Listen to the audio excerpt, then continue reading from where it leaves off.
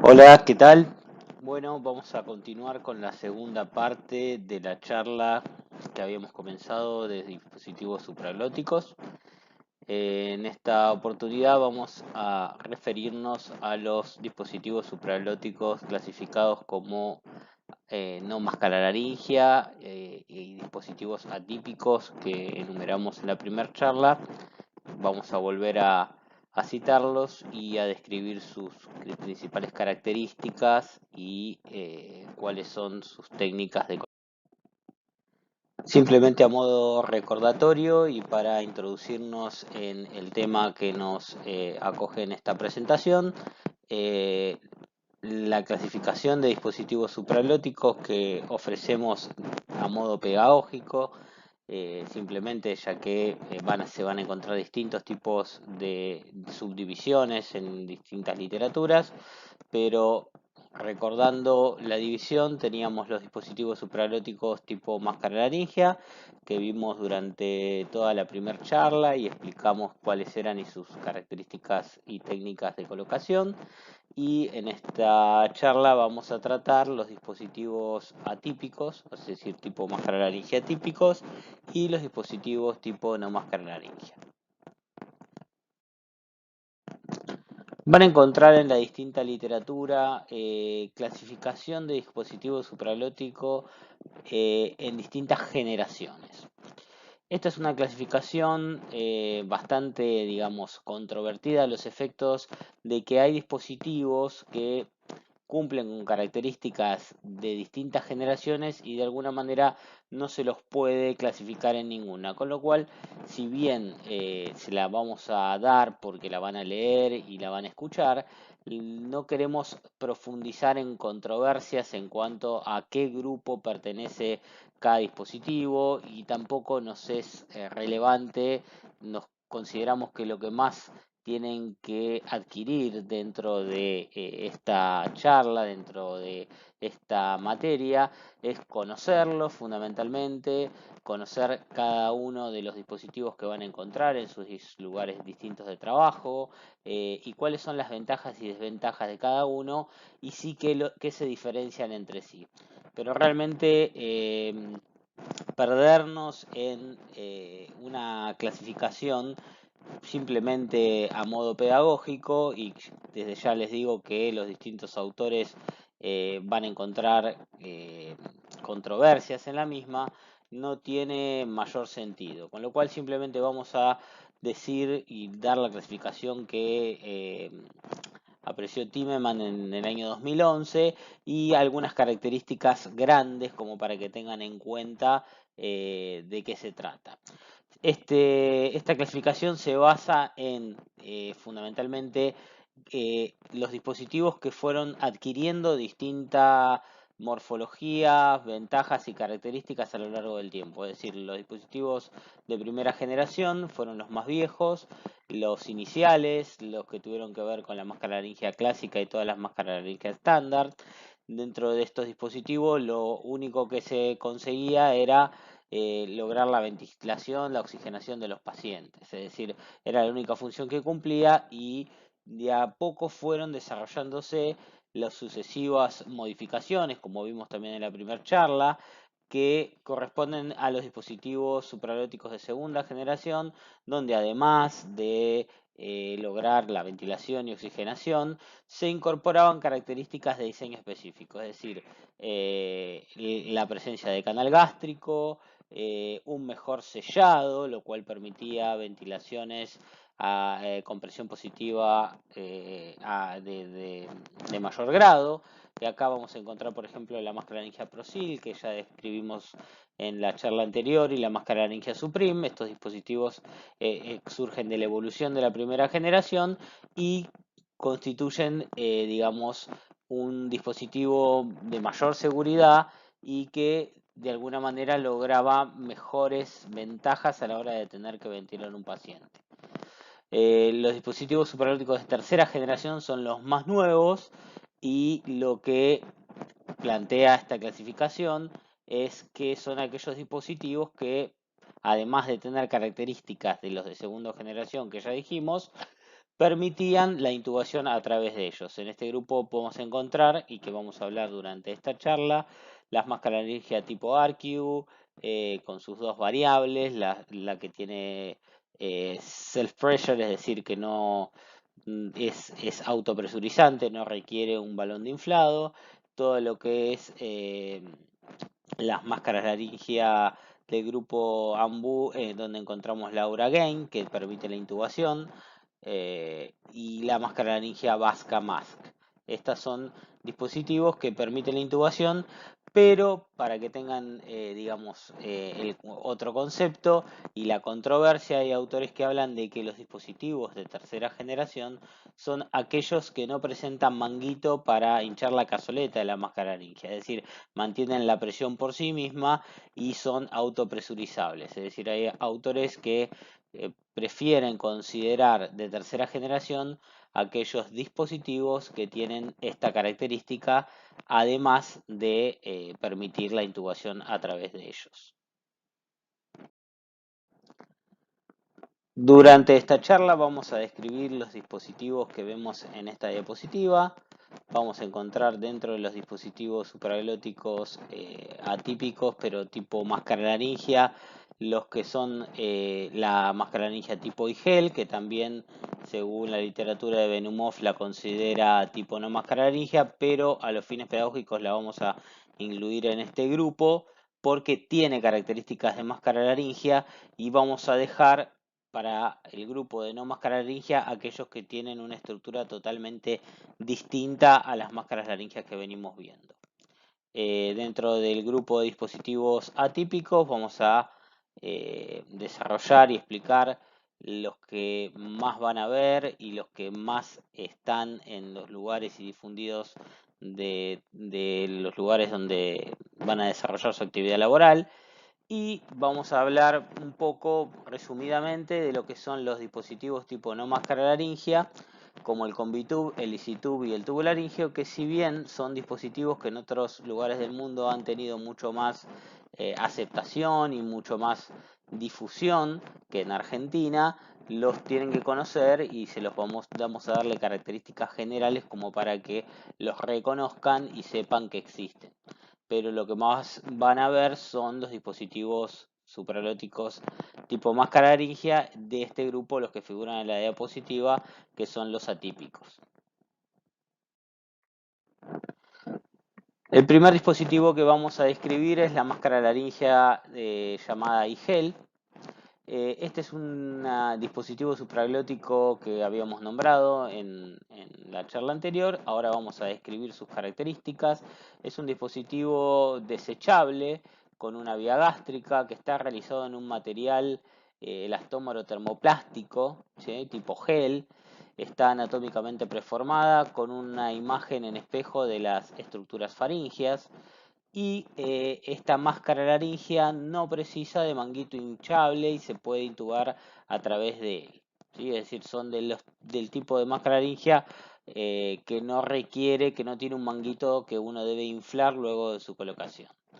Estas máscaras laringeas vienen de distintos colores, según el tamaño y según el tamaño del tubo orotraqueal va a permitir el pasaje según su tamaño también. Y en el año 2009 se introdujeron tamaños pediátricos dentro de los que ya existían, que en un comienzo fueron desarrollados solamente para adultos. En esta diapositiva vemos las características y las partes de la máscara laringea tipo IGEL. Como vemos, es de estructura semirrígida y ancha, con una forma relativamente elíptica y curvada en sección transversal, y un bloque de mordida integrado, que está a esta altura, integrado también de un material rígido por si el paciente, para evitar que el paciente con la mordida pueda colapsar la máscara. El tubo de la vía aérea termina en un orificio de ventilación grande que no tiene barras ni ni parrillas como las otras máscaras. El manguito suave no inflado está diseñado para adaptarse anatómicamente a las estructuras faringeas y laringeas. Por este costado tenemos un canal gástrico integrado para pasar una sonda nasogástrica, y hay una cresta situada en el extremo proximal de la máscara que se llama reposo epiglótico, que de alguna manera ayuda a prevenir las fugas también que se pueden producir por este sector.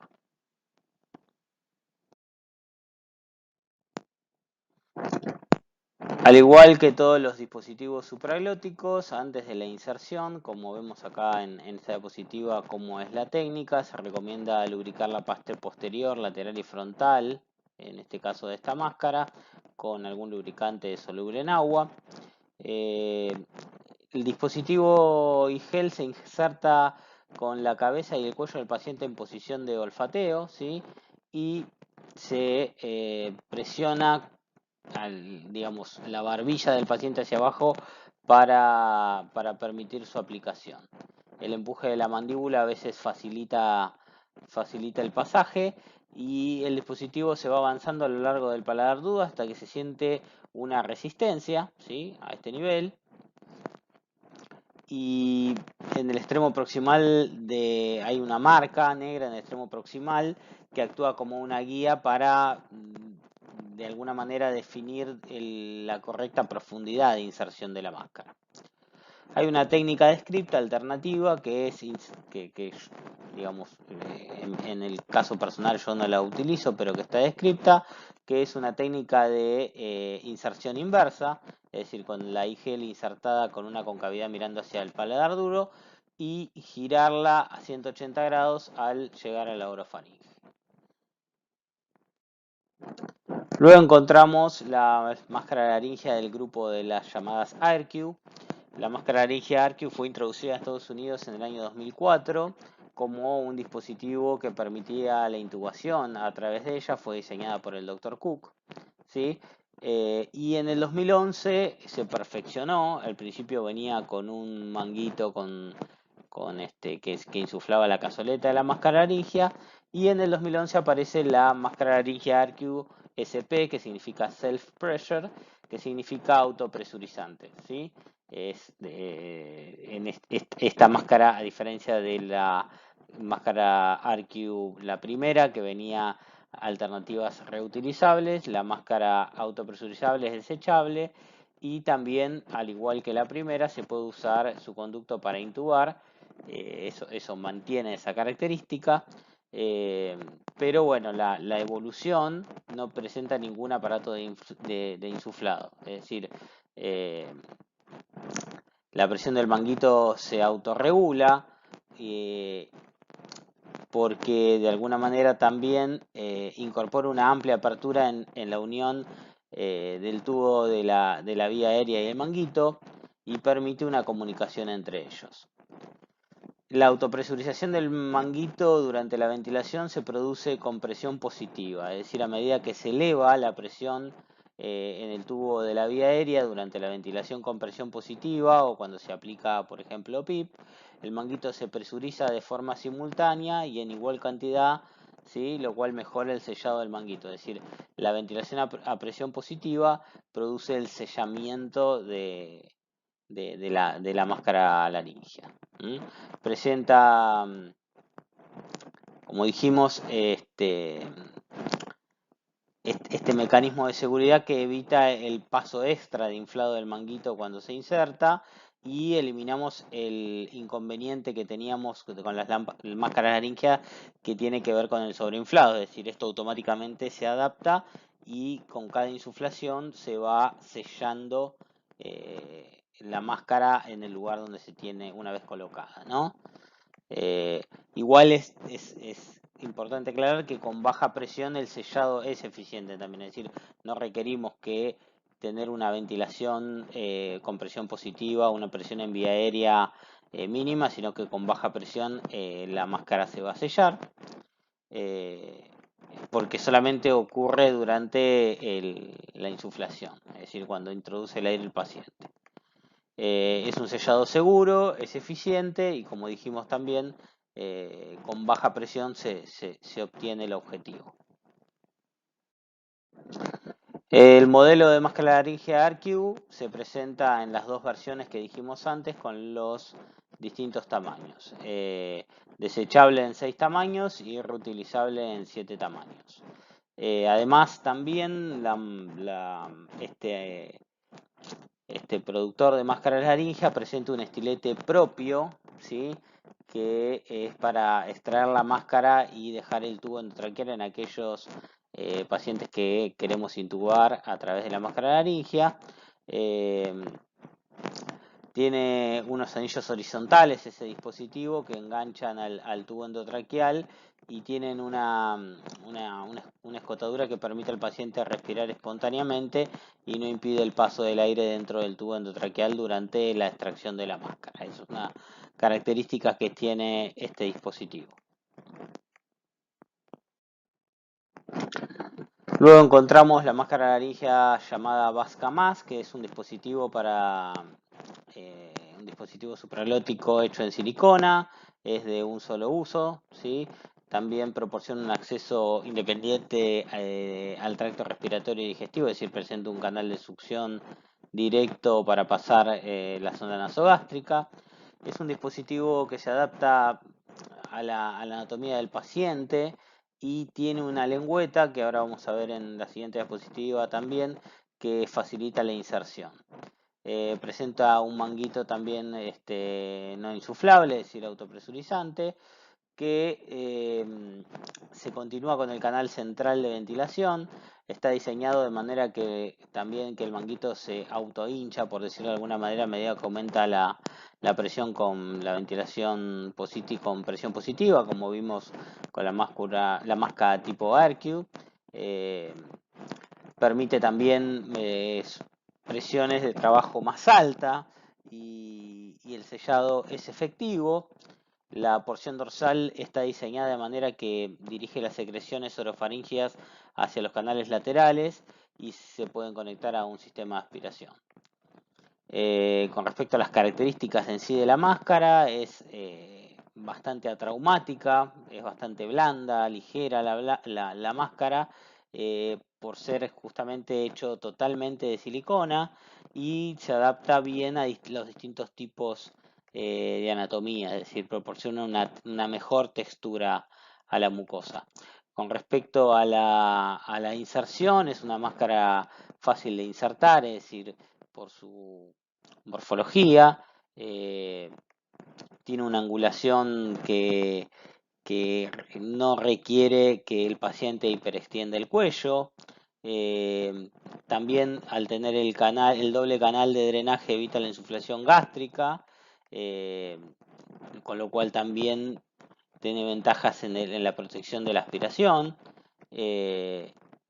porque justamente dispone de dos canales para utilizar uno para pasar la sonda y otro para succión también. Se puede utilizar únicamente el canal de succión con una toma de aire abierta o pasar la sonda, ¿sí? Tiene un diafragma suave del manguito que se infla de manera fisiológica durante la fase inspiratoria de la ventilación y se retrae a niveles de presión atmosférica durante la expiración pasiva. Con lo cual acá tenemos la ventaja esta de que habíamos nombrado con la máscara tipo ARQ, de que evita las altas,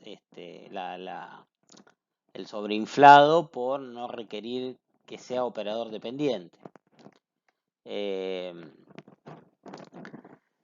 Es un dispositivo que no tiene ningún componente metálico, como dijimos, tiene también un bloque antimordedura a lo largo del tubo de la vía aérea que protege de que si el paciente puede, digamos, muerde la máscara laringea, se pueda producir la obstrucción del pasaje aéreo.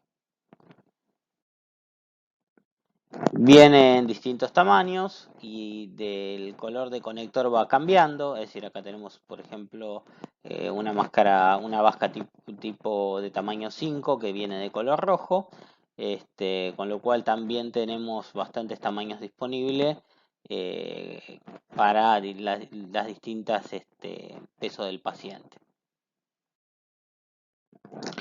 Luego encontramos la máscara laringia protector que nombramos durante la primera charla, cuando hablamos de los dispositivos supralóticos tipo máscara laringia.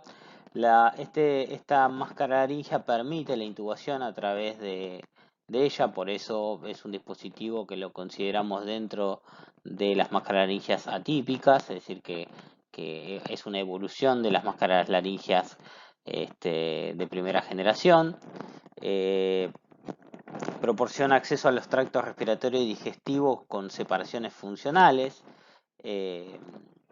La máscara protector combina cámara faringe y canales de drenaje gástrico duales, están diseñados específicamente para canalizar el contenido gástrico hacia afuera, digamos. También está hecho de silicona y el conducto y el balón de la vía aérea son 100% de silicona.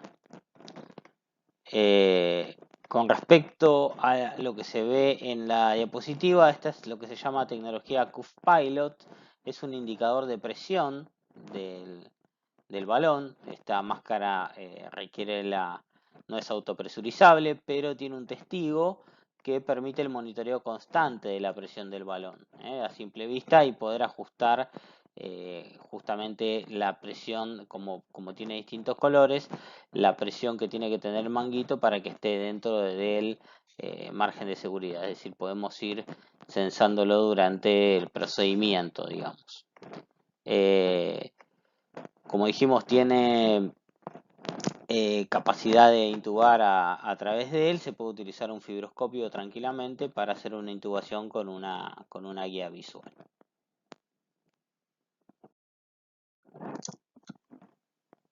Para finalizar, vamos a nombrar el grupo de máscaras laringias de tipo Ambu Aura y sus subtipos. Son las últimas máscaras laringias que vamos a, digamos, dentro de las atípicas que vamos a describir en esta charla, para luego pasar a los dispositivos tipo no máscara laringia específicamente.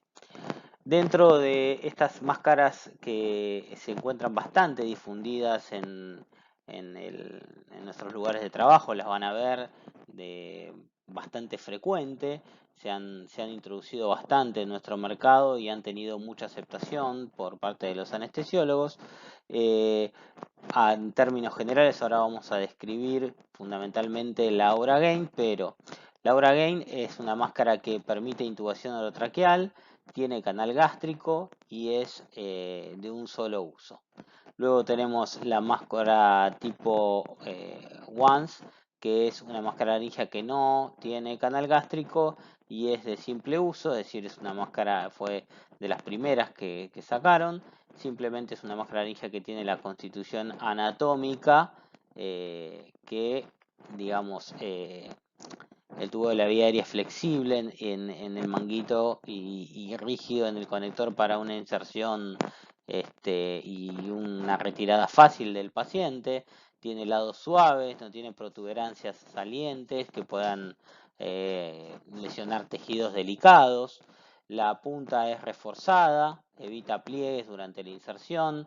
Es decir, tiene una fácil colocación y un posicionamiento correcto, casi con una tasa de éxito muy alta. Está conformada en una sola unidad curva, es decir, está anatómicamente correctamente integrada. Tiene un manguito, como dijimos, que es suave para un buen sellado y tiene un balón piloto que es bastante fino, con una válvula de control también que que precisa el grado de inflado que tiene. Todas tienen conector de 15 milímetros, es decir, todas se conozcan a un circuito mecánico o a un circuito manual, y tiene una ventanilla bastante transparente que se puede ver la condensación. La máscara Aura 40, también que ya la nombramos anteriormente, es similar a la máscara Once, pero es reutilizable, es decir, es hasta 40 veces autoclavable, es decir, se puede esterilizar. Y por último la Aura I, que es una máscara laringea muy similar a la Aura Gain. La única diferencia que tiene es que no tiene canal gástrico, y la Aura Gain tiene canal gástrico. Esa es la diferencia entre estas dos, pero es bastante similar. Tiene acá una estructura que es para evitar la mordida del paciente y tiene unas características similares en cuanto a sellado y en cuanto a configuración externa de la máscara.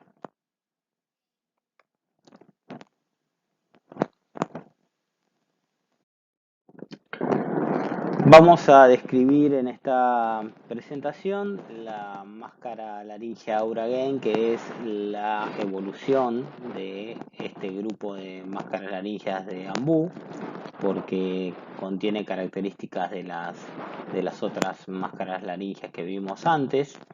Esta máscara laringea presenta, como dijimos, un acceso gástrico, permite intubar a través de las mismas y tiene una curvatura anatómica, es decir, es una combinación entre las tres máscaras laringeas de Ambu que vimos anteriormente. Tiene un manguito que permite trabajar con altas presiones de sellado, hasta 40 centímetros de agua, declara el proveedor.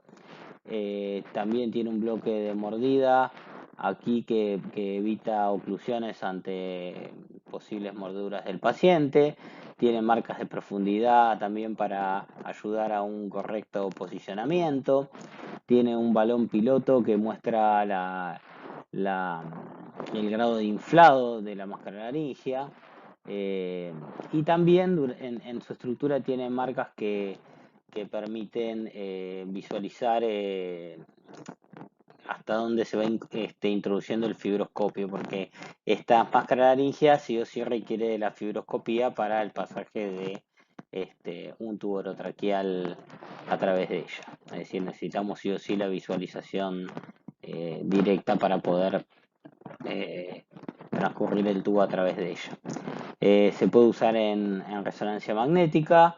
Está fabricada con PVC, libre de látex, y es una máscara single use, es decir, es desechable. En esta tabla vemos los diferentes tamaños que viene esta máscara laringea y, como indicamos, cada máscara según el peso del paciente, el volumen de inflado que requiere cada una, y si bien esto está en el cuerpo de la máscara, dice cuál es el tamaño máximo del tubo orotraqueal que permite su pasaje, ¿sí? Al igual que la sonda, el canal gástrico que tiene permite el pasaje en los tres tamaños de una sonda gástrica de 14 French. Pero fundamentalmente lo que hay que ver es que la 3 permite un tubo orotraqueal máximo de tamaño 6,5, la 4 de 7,5 y la 5 de 8, un tubo 8. Esto es lo que tenemos que tener en cuenta a la hora de querer utilizarla como canal de intubación.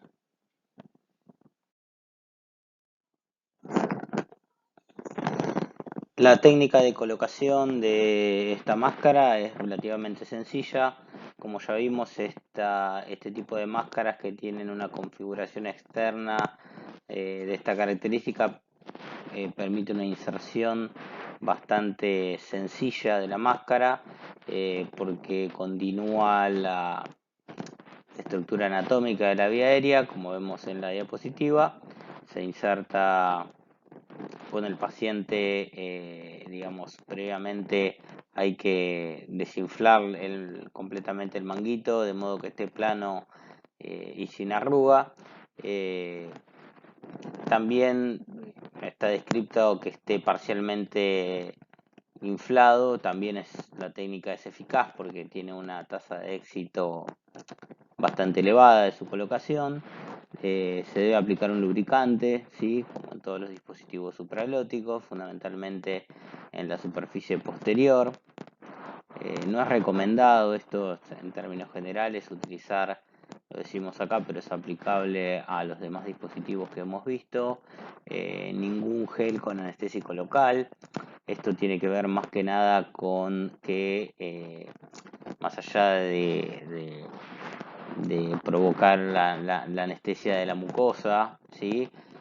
Fundamentalmente las soluciones con anestésico local van a deteriorar los productos, ¿sí? Este tipo de productos, el proveedor recomienda utilizar soluciones acuosas de gel, con lo cual nosotros vamos a recomendar también en los otros dispositivos utilizar lubricantes acuosos. La cabeza del paciente debe estar en posición extendida, ¿sí? Con flexión del cuello en posición de olfateo. Vamos a sostener la Aura Game como con 3 dedos, como si fuese una flauta, y vamos a colocar la otra mano debajo de la cabeza del paciente y vamos a transcurrirlo hacia el paladar, ¿sí? Mirando dentro de la boca, ¿sí? Verificando que la punta del manguito esté correctamente aplanado contra el paladar antes de continuar, es decir, antes de continuar su inserción, y se puede empujar suavemente la mandíbula hacia atrás, ¿sí? Para poder provocar la apertura bucal y facilitar la inserción.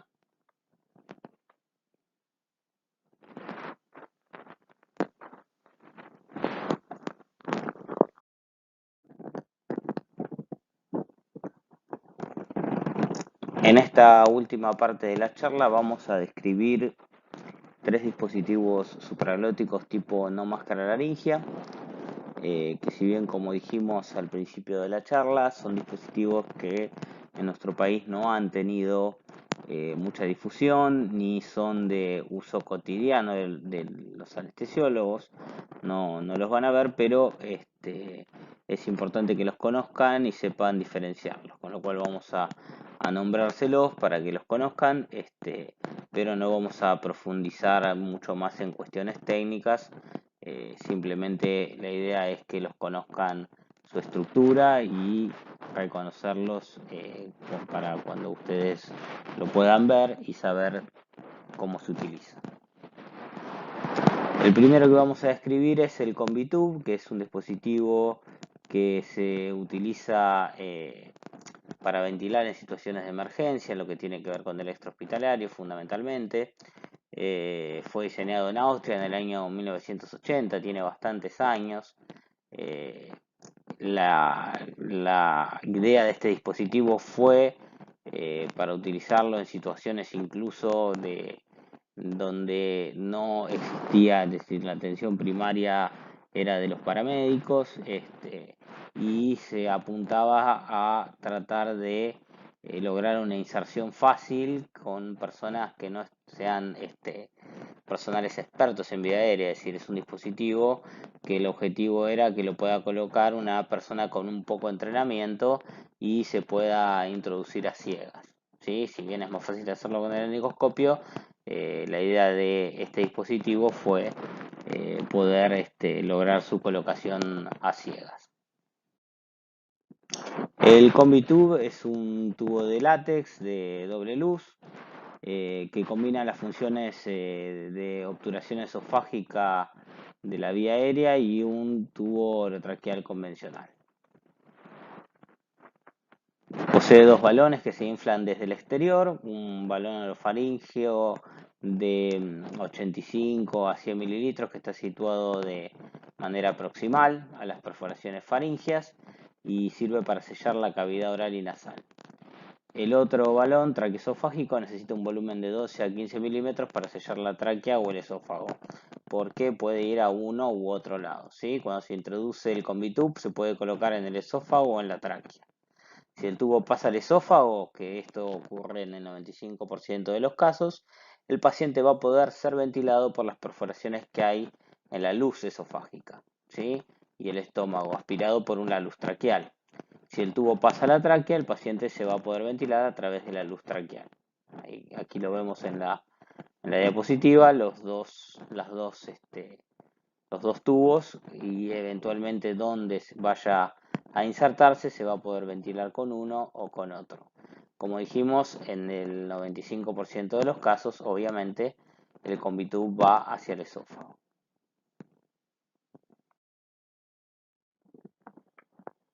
Con respecto a la técnica de colocación del Combitube, el paciente se coloca en posición, la cabeza en posición neutra, es decir, no en posición de olfateo, justamente porque este dispositivo, como dijimos anteriormente, estuvo desarrollado para utilizar en situaciones extrahospitalarias, es decir, accidentes de tránsito, politraumas y demás, donde en algunas situaciones el paciente se encuentra en una posición no adecuada y en el asfalto, por ejemplo, con lo cual la idea de este dispositivo era no requerir del posicionamiento del paciente. De hecho, incluso al ser un dispositivo que se introduce a ciegas, está, digamos, también la intención era poder colocarlo en situaciones con poca luminosidad, es decir, en ambientes, digamos, hostiles y que realmente requieran de una poca experiencia incluso del operador para tener un éxito en la colocación. Se coloca el Combitube suavemente con un movimiento curvo hacia abajo, como vemos en la diapositiva, a lo largo de la superficie de la lengua. Se puede tomar la lengua y la mandíbula con el pulgar y el índice, como vemos ahí, para elevarla y facilitar el pasaje del Combitube. Se va a introducir hasta las líneas anulares que posee dibujadas el tubo, hasta que se encuentre a nivel de la arcada dentaria. En la descripción de la técnica se aconseja la llamada maniobra de Lipp, en la que se mantiene el extremo distal del Combitube doblado durante algunos segundos para facilitar la inserción. Esto es de alguna manera para darle una curvatura previa antes de colocarlo. Una vez colocado, primero se va a insuflar el balón orofaringeo con aproximadamente 85 mililitros de aire para el Combitube 37 o con 100 para el 41. Es algo similar a lo que van a ver más adelante. Los tamaños del tubo doble lumen, esto no tiene nada que ver con eso, pero el tamaño el Combitube es 37 French o 41 French. Se utiliza la válvula de color azul, ¿sí? Para insuflar, y luego se infla el balón distal con 15 mililitros de aire. A veces se puede producir un desplazamiento hacia afuera del Combitube durante el inflado que es normal, es decir, es algo que puede darse luego de su colocación. La ventilación que se inicia de prueba es a través de la luz esofágica, ¿sí? Es como inicialmente está descrito la técnica. El aire no se puede escapar por el extremo distal porque está cerrado y entra en la faringe a través de las perforaciones faringias que posee el tubo. Debido a que la nariz, la boca y el esófago están sellados por los balones faringeo y distal, el aire no tiene otro camino que tomar que entrar a la tráquea, ¿sí? Ese es el mecanismo de funcionamiento que tiene este dispositivo, que, como dijimos, se introduce a ciegas. Luego encontramos el dispositivo supralótico llamado EasyTube, que es parecido al Combitube, es de polivinilo, no tiene látex y también es de doble luz. También permite la ventilación tanto en la porción esofágica como en la traqueal, y la apertura faríngea está diseñada para permitir un paso fácil también de un fibroscopio o una sonda de aspiración. El EasyTube se va a diferenciar del Combitube en que la luz distal, ¿sí?, está diseñada con un tubo endotraqueal, ¿sí?, incluyendo el llamado agujero de Morphy que tenemos en los tubos orotraqueales convencionales. Presenta dos tamaños, 41 igual 41 French, como vimos en el anterior, para pacientes de más de 1,30 m de altura, y 28 para pacientes entre 90 y 1,30 m de altura. Se puede insertar a ciegas también, pero es mejor utilizar un laringoscopio. Por lo demás es muy parecido al Convitube. La inserción se realiza de manera similar y la ventilación debe probarse primero a través del tubo de color más largo que conduce al lumen esofágico, ¿sí? Debido a la alta probabilidad de que el EasyTube vaya al esófago. Es una cuestión de, de tasa de intubación esofágica que tiene. Lo más probable es que esté en una inserción ciega, se vaya al esófago. En este caso el aire pasa a la faringe y desde allí sobre el epiglotis, en la tráquea, porque la boca, la nariz y el esófago están bloqueadas por los globos, ¿sí? Es el mismo mecanismo que funciona con el Convitube que vimos anteriormente. Por último, vamos a describir al tubo laringio. El tubo laringio es un dispositivo que presenta una corta longitud, tiene forma de S, tiene un balón faringio y un balón esofágico. La luz ventilatoria en la parte anterior, ¿sí? Está situada entre los dos balones y con dos aberturas principales. También hay otros dos orificios pequeños circulares cerca de la apertura respiratoria distal, ¿sí? Tiene tres marcas,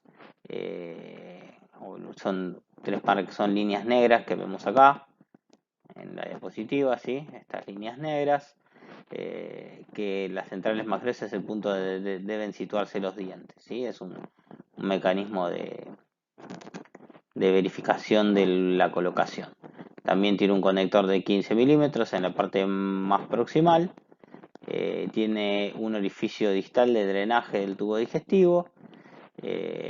Tiene una franja verde radiopaca si se quisiera utilizar radioscopía en la cara lateral izquierda. Tiene un manómetro de control para medir la presión de inflado de los manguitos, pero como vimos tiene fundamentalmente los dos balones, el esofágico y el faríngeo.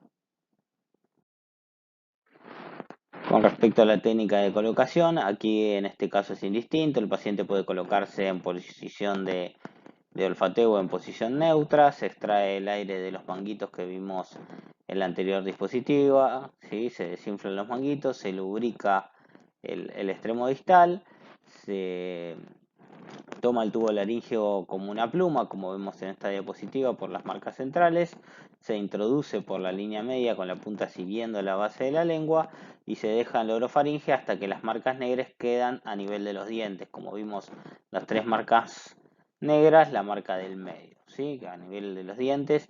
Luego se inflan ambos balones, ¿sí? Con el manómetro hasta 60-70 milímetros de mercurio. Si no hay manómetro, se infla con una jeringa según el tamaño del tubo laríngeo, que hay una tabla que lo indica. ¿Ven? Acá este es un manómetro que mide las presiones, pero si no, se le va a inyectar el volumen de aire que se indica según cada tubo laríngeo. Acá vemos cómo está posicionado el balón esofágico y el balón faríngeo, con lo cual por estos orificios que presenta el tubo laríngeo se va a producir la ventilación, ¿sí? Finalmente se comprueba la ventilación de que esté bien posicionado y se puede modificar la posición en el caso de que la ventilación no sea satisfactoria. Por último y para finalizar, nuevamente volvemos a recordarles la importancia de los dispositivos supraglóticos que vimos en estas charlas y el Vortex. ¿Sí? El Vortex, como dijimos en la primera charla, los dispositivos supraglóticos constituyen uno de los tres elementos de la línea de vida para llevar al paciente a la zona verde de oxigenación, con lo cual debemos conocerlos y optimizar su uso por si eventualmente debemos cambiar de dispositivo supraglótico, debemos conocerlos y conocer cómo es su técnica de colocación y cuáles son las diferencias entre ellos, ya que para poder pasar desde una a otra de las líneas de vida debemos haber optimizado en cada una de ellas todas las estrategias para lograr la ventilación adecuada del paciente. Desde ya, muchísimas gracias por su atención. quedamos a disposición a través de los canales de comunicación que ya conocen, a través de nuestros mails en la Secretaría de la Carrera o a través del campus virtual. Ante cualquier duda, consulta, estamos a disposición para lo que necesitan. Espero haberles sido claro y que puedan de alguna manera poner en práctica el conocimiento de estos dispositivos y desde ya, si tienen la posibilidad de su aplicación práctica, mucho mejor, ya que van a poder familiarizarse con las técnicas de colocación y para tener mayor tasa de éxito a la hora de requerirlo.